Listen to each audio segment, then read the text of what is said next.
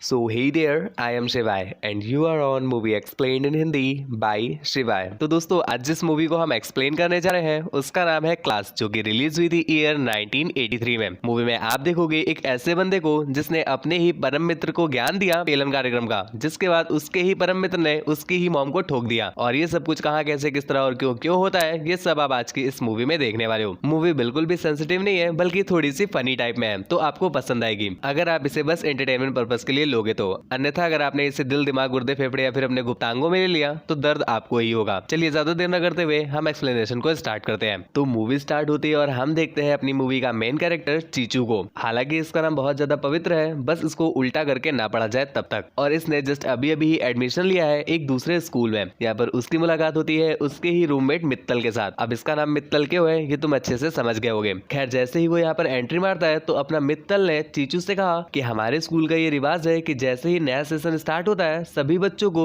लड़कियों की अंडरगारमेंट्स पहन करके एक परेड करनी होती है। बाकी के सभी लोग जा चुके हैं, जल्दी से तुम भी पहनो, मैं भी पहन रहा हूँ, जल्दी से निकलते हैं हम लोग। यहाँ पर अपना चीचू बेचारा मासूम, उसे कुछ भी पता नहीं, तो वो उसकी बात मान करके लड़कियों का अंडरगारमेंट पहनता है और इसके बाद दोनों ही बाहर की ओर भागते हैं। यहाँ पर हम देखते हैं अपना चीचू आगे था और अपना मित्तल पीछे था। जैसे ही चीचू ने डोर क्रॉस किया अपना मित्तल डोर को अंदर से बंद कर लेता है और बाहर का नजारा देख करके हमें पता चला कि चीचू का गहराई से कट चुका है। मित्तल ने उसके साथ बड़ा गंदा मजाक किया है, जिसके बाद बाहर खड़े स्टूडेंट उसे ऐसी कंडीशन में देख करके बहुत हंसते हैं और उसका गंदा मजाक बन जाता है। खैर इसके बाद अपना चीचू किसी तरह से अपनी फटी गणित को बचाता है और वहां से बाहर आ जाता है। परंतु लौंडे सुधरने वाले कहाँ है, जिसके बाद से पूरे कॉलेज में ये खबर फैल जाती है और भाई साहब हर आने जाने वाला बंदा उसको छमिया छमिया कह के चिढ़ाने लगता है। और हम देख पा रहे हैं कि अपना चीचू जो कि बेचारा मासूम सा बंदा है तो वो इस बात को बर्दाश्त नहीं कर पाता और गुस्से से चला जाता है अपने रूम में। मित्तल ने भी उसे जाते हुए देखा तो वो भी उसके पीछे पीछे वहां पर चला आता है और जब वो रूम पर पहुंचा तो उसने देखा कि चीचू ने उसके सामने ही सुसाइड कर ली। ये देख करके वो काफी ज्यादा घबरा जाता है, जिसके बाद सीधा जाता है लोगों को बुलाने के लिए। कुछ देर के बाद प्रिंसिपल और अदर स्टाफ भी वहां पर आ जाते हैं, परंतु उन्होंने क्या देखा कि वहां पर किसी की भी डेड बॉडी नहीं है बल्कि एक स्टैचू लटका हुआ है और उस पर प्रिंसिपल की ही फोटो लगी हुई है। ये देख करके प्रिंसिपल को बहुत गुस्सा आता है और वो अपने मित्तल को काफी सुनाता है। कुछ देर के बाद वो चले जाते हैं, तब अपना चीचू सामने आता है और फाइनली यहाँ पर उसने अपने कटने का बदला ले लिया था। खैर इस चीज के बाद से उनकी दोस्ती काफी गहरी हो जाती है क्योंकि दोनों ही प्रो लेवल के खिलाड़ी थे। खैर इसके बाद एक रात जब ये लोग बातें कर रहे थे तभी यहाँ पर हमें पता चलता है कि जो अपना चीचू है उसकी एफडी अभी तक नहीं टूटी है। दूसरी तरफ अपना मित्तल जिसका रोज का ही ये काम है, जब उसे पता चला कि अपने चीचू की एफडी अभी तक सही सलामत है तो भैया जी वो तो बिल्कुल हिल जाते हैं। हिल जाते का, हिला देते नहीं का, हिल जाते हैं और वो तुरंत ही उसकी एफडी तुड़वाने का जुगाड़ करते हैं। भाई साहब इसे कहते हैं दोस्त। एक तुम लोग हो इतने दिनों से वीडियो देख रहे हो, सिवाय भाई करते हो, जुगाड़ नहीं लगवा पाए तुम आज तक। खैर छोड़ो, तुम लोगों को तो पड़ी ही नहीं है, क्या कहें हम। जिसके बाद वो उसे सीधा ले जाता है दो कन्याकुमारी के पास। ये दोनों बैठ जाते हैं उसकी कार में और ढूंढने लगते हैं कोई कोपचा, परंतु कोपचा तो नहीं मिलता। और यहाँ पर चीचू की पहली बारी की वजह से फटी पड़ी थी, जिस वजह से भैया जी कर देते हैं उल्टी और वो भी उसी बंदी के ऊपर, जिस वजह से वो बहुत ज्यादा गुस्सा हो जाती है और इन्हें गरिया के वहां से निकल जाती है। खैर तुम्हें लग रहा होगा कि एक ही मौका मिला चीचू को, उसमें वो फेल हो गए तो अब तो भैया जी का कुछ हो नहीं सकता। तो मैं आपको बता दूं वो तुम लोगों की तरह नहीं है, बहुत अच्छा दोस्त है उसका। इसके बाद वो जुगाड़ लगाने के लिए सीधा अगले दिन पहुंच जाता है उसके ही कॉलेज की लड़कियों के पास। परंतु भैया जी चीचू तो कतई चूतिया टाइप के आदमी निकले। वहां पर भी वो अपनी लंका लगवा लेते हैं, जिसके बाद वो लोग एक एक करके काफी सारे तरीके ट्राई करते हैं परंतु कोई भी तरीका सफल नहीं हो पाता। और यहाँ पर अपने मित्तल को भी ये लगने लगा है कि शायद चीचू भैया का कुछ भी नहीं हो सकता। परंतु तभी उसे बैंकॉक का ध्यान आता है। बैंकॉक तो तुम्हारे और हमारे जैसे लोगों के लिए, इन लोगों के पास में पड़ता है शिकागो। और इसके साथ साथ वो उसे ये भी बोलता है कि तुम लौट कर आना तो उसकी गीली कच्ची लेकर आना, वरना हमें क्या पता, तुम साले पैसे खर्च कर दो और हिला करके चले आओ। खैर इसके बाद अपना चूचे भी अपना हथियार लेकर के चला जाता है युद्ध के लिए। खैर वॉर भी है और हथियार भी है, परंतु युद्ध लड़ने के लिए इन्हें ओपोनेंट कोई मिल ही नहीं रहा। जिसके पास भी जाते हैं वो इनका गहराई से काट देती है और ऐसी कटी कटाई हालत देख करके वहां पर एक लड़की को इस पर तरस आ गया।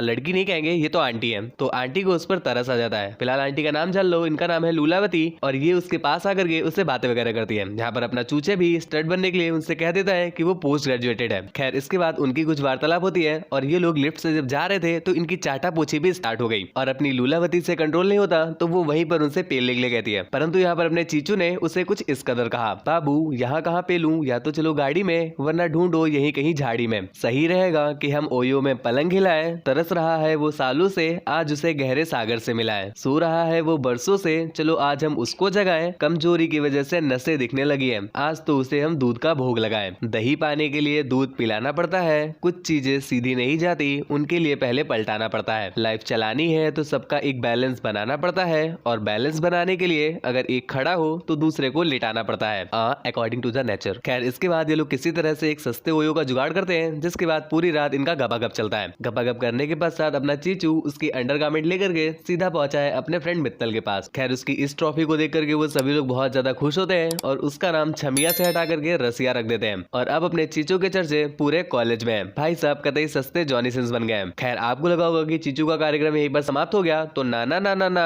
इतनी जल्दी कैसे। जिसके बाद से हम देखते हैं कि अपने चीचू ने लूलावती के साथ सेटिंग कर ली है और हर हफ्ते ये लोग जाते हैं ओयो में पेलम पाली करने के लिए। खैर इनकी ये हवस ज्यादा दिन तक टिक नहीं पाती और ये कन्वर्ट हो जाती है प्रेम में। हालांकि कन्वर्ट तो सिर्फ अपनी चीचू की ही हुई है, जो लूलावती है वो उसके साथ प्रेम भाव नहीं रखती। इसका कारण आपको आगे पता चल जाएगा। खैर फिलहाल अपना चीचू उसे प्रपोज भी करता है शादी करने के लिए, परंतु लूलावती उससे कहती है पगला गए हो काबे। खैर इसी चलते एक दिन जब ये लोग कुछ शॉपिंग करने के लिए गए हुए थे तो अपना चीचू चला जाता है चेंजिंग रूम में और बाहर खड़ी अपनी लूलावती को गलती से उसके पॉकेट से उसका आईडी कार्ड मिल जाता है। तो उसे पता चला कि भैया जी तो अभी स्कूल में ही है और यहाँ पर वो पोस्ट ग्रेजुएशन का ज्ञान पेल रहे थे। जिसके बाद उसे बहुत गुस्सा आता है और वो वहां से 9 to 11 हो जाती है। जब चीचू वहां से बाहर आया तो उसे वहां पर ना पा करके वो काफी ज्यादा परेशान होता है। इधर उधर उसे ढूंढता भी है परंतु उसे लूलावती कहीं पर मिलती ही नहीं। जिसके बाद वो वापस चला आता है अपने फ्रेंड मित्तल के पास, उसे ये सारी घटना बताता है। जिस पर मित्तल ने उसे सजेस्ट किया कि अरे कोई बात नहीं यार, तुमने चाटा पोछा खाया पिया, अब चद्दर पोछो जाने दो। परंतु चीचू उसे मन ही मन प्रेम करने लगे थे। जिसके बाद वो उनसे भुलाए भूली नहीं जा रही थी और वो गम में धोखा खाए आस्तिक की तरह बिल्कुल चूतियों जैसा बिहेव कर रहे थे। तो अपना मित्तल उसे रिफ्रेश फील कराने के लिए ले जाता है अपने घर पर और यहाँ पर उसने अपनी मॉम और अपने डैड से उसे मिलाया। हालांकि चीचू तो उसके डैड से मिल लेता है, पर जब उसने उसकी मॉम को देखा तो भाई साहब उनकी फटके 4 हो गई, क्योंकि उसकी मॉम कोई और नहीं अपनी ही लूलावती थी। हालांकि लूलावती की भी फटी पड़ी है परंतु वो दोनों ही कुछ भी ऐसा रिएक्ट नहीं करते। खैर इसके बाद रात में हम देखते हैं कि लूलावती उससे मिलने के लिए आती है और यहाँ पर वो दोनों अपने गिले शिकवे दूर करते हैं और एक बार फिर से पेलन कार्यक्रम करने लग जाते हैं। लेकिन दुख की बात तो ये है मेरे भाई कि अच्छा खासा पेलन कार्यक्रम चल रहा था, उनको भी और हमें भी मजा आ रहा था देखने में, परंतु इसी के बीच मित्तल वहां पर पहुंच गया जो अपने चूचे को बुला रहा था। लेकिन किसी तरह से चूचे उसे कमरे में नहीं आने देता और लूलावती पीछे वाले डोर से वहां से भाग जाती है। जिसके बाद हमें पता चला कि अपना मित्तल तो उसके लिए अमृत लेके आया था। खैर घर के बाहर जाकर के वो दोनों अमृत का सेवन भी करते हैं और फिर वापस घर चले आते हैं। जिसके अगले ही दिन वो वापस कॉलेज में भी आ गए और कॉलेज आकर के उन्हें एक अजीब सा हवसी मानुस दिखाई दिया। दोस्तों ये जो बंदा है यहाँ के बच्चों पर कुछ इन्वेस्टिगेशन करने आया था और वो लोग जब इन्वेस्टिगेशन का नाम सुनते हैं तो भाई साहब उनकी फट के 64 हो जाती है, क्योंकि ये सभी ठहरे एक नंबर के गंजेड़ी और अगर कहीं उसने इन्वेस्टिगेशन करते करते इनका गांजा ढूंढ लिया ना तो कतई इनकी गणित तोड़ दी जाएगी। तो उनकी काफी फट रही थी तो इसलिए वो लोग अपना सारा स्टॉक फेंक देते हैं। और यहीं पर दूसरी तरफ हम देखते हैं लूलावती को जो कि चीचो को मिलने के लिए बुला रही थी। तो चीचो भी उससे मिलने के लिए चला जाता है एक होटल में और यहाँ पर वो दोनों मिल करके कुछ बातें करते हैं। जिसके बाद स्टार्ट हो जाता है इनका ये टपाटप कार्यक्रम। परंतु इस बार भी इनका ये कार्यक्रम पूर्ण हो पाता इससे पहले ही मित्तल उसके रूम में आ जाता है, क्योंकि उसे पता था कि वो इस बार किस ओयो में गया है। खैर जब अपना डोर खुलता है तो अपना मित्तल ये सारा नजारा देखता है। जिसके बाद उसकी फटी की फटी रह गई,